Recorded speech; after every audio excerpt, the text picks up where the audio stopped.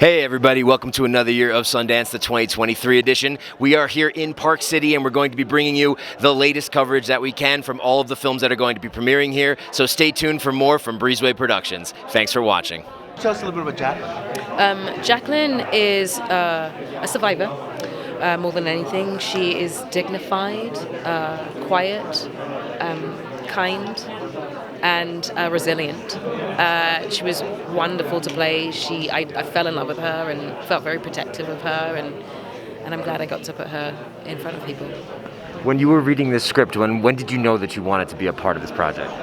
Probably by like page 2. Page 2? Yeah. Wow. I was reading it whilst I was doing a Broadway show, and I got it right before I went on stage, and I finished it, and I knew immediately.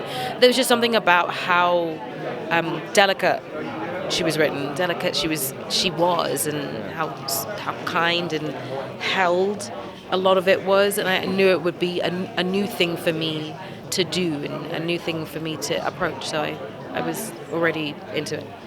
Yeah. So we're speaking with Alia Shawkat. Nice to meet you, Alia. So you were starring in this picture, and then you went all the way out to Greece to film it. How was your time filming in Greece? It was as good as you can imagine. I mean, Greece is a beautiful country, and the crew, who were the majority from Greece, were unbelievable. And yeah, it was a dream. All our locations, I was looking out at the Mediterranean Sea, so I was very lucky. Yeah. Nice. And tell me a little bit about your role that's in the project, the character that you play. I play Callie. She's an American who's an expat who's moved to Greece, and she's a tour guide. And she meets Jacqueline, and they start, a delicate kind of friendship. And yeah, throughout the film, they get to know each other and learn a lot about each other. How did you prepare for this role? Because every time you read a script, you got to get into character. What was your method with this character? I worked with a lot of, it sounds kind of cheesy, but ethereal images. Greece is so much about the water and the moon and the sun, and I kind of worked with elements, if that makes sense, to try and ground myself. So sometimes I would pretend I was the moon, Jacqueline was the water, things like that. Well, it sounds very spiritual together when you put it in those terms. If you were to showcase this film to audiences, how would you describe it in your own words? I'd say it's a beautiful story about, a woman working towards survival and finding kindness in another human, even when she doesn't think it's possible. Speaking with. Hi, this is Anthony Chan. I'm the director of Drift. All right. So tell me a little bit about the project in your own words. Drift is about a young Liberian refugee who finds herself on the shores of a Greek island, and she's trying to sort of build a life again, to rebuild her dignity, her strength again. She's penniless, and she meets this American tour guide. Jacqueline is played by Cynthia Erivo, the amazing Cynthia Erivo, and then we've got Alia Shawkat playing the tour guide, and they form a beautiful friendship. And with all the resilience that they have, that they build together, they forge ahead. How did you end up coming onto the project, the director?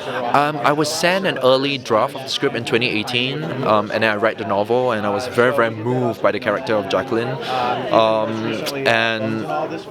It spoke really deeply to me because I'm an immigrant as well. I grew up in Singapore. I've lived in the UK for 17 years. I've always felt like an outsider. And if you look at all my previous films, they're all about the outsider. And I think there are a lot of themes, and particularly, Jacqueline as a character, really was very close to my heart. Very nice. I'm glad that you're so passionate about it. And I'll switch gears to a fun and interesting question. I don't know if anyone's asked you yet about the pin. Has anyone asked you about the? Is that something that has anything in relation to the film? It's an interesting pin. Yeah, it's an interesting pin. It's a rabbit because today is the first day of the Lunar New Year. Oh, true. And it's the year of the rabbit, and it's the most important day in my culture. Speaking with Salome Williams. Nice to meet you, Salome. Tell me a little bit about your production role here on this film, Drift. Yes, so I am producing partners with the star of the film, Cynthia Erivo, and we came onto the project several years ago. It predated her and my partnership. It was a project that stayed in the back of her mind when she was on Broadway in The Color Purple through Harriet, and about 2 years ago, we really started to dig deep into making this film a reality. Nice. So where did your relationship with Cynthia begin? Was it on Broadway? No, it actually wasn't. I come come from a studio background. I was in acquisitions and a studio executive for many, many years. And when she and I met, we clicked instantly in a general meeting. And then when, she wanted to start a production company, she and I spoke, and it just was kismet in a lot of ways because we had kind of the same ideology of what we wanted to see in film and TV and even in the unscripted space, and how we could work together to create these stories and create space for people that normalize the experience of the other. So this film is based on a novel. So when you were reading this book, when did you know that you wanted to be a part of making this a movie? I think the book was wonderful and the script was wonderful, and I think for us what it was the gray area, the shades of gray in a character that we've never seen before, particularly from a refugee story. I think we see a lot of headlines of what that expectation and that looks like, and this story had such dimensionality to experience that felt universal, whether that was your experience or not. Speaking with Naïma Abed, Émilie Georges. Wonderful. Thank you for joining me today. So we're here at the premiere of Drift. Tell me a little bit about the roles in producing this project. Well, we've been coming together on this project with our old friend Peter Spears, with whom we did Call Me By Your Name before, and he brought us this beautiful material, and we immediately thought of our director Anthony Chan, that we had known for a long time to direct it. So it all sort of started organically and was the long journey of putting all the pieces together for this very international, global film, really, with a team all around the world. So yes, we managed to get a crew from all over the world, a co-production between 3 countries, and also financing from 2 other countries outside of the 3 countries co-producing. So it's quite an incredible combination of people. So how does it work when you have such a team? What roles do you play together, and how do you complement each other in helping produce this picture?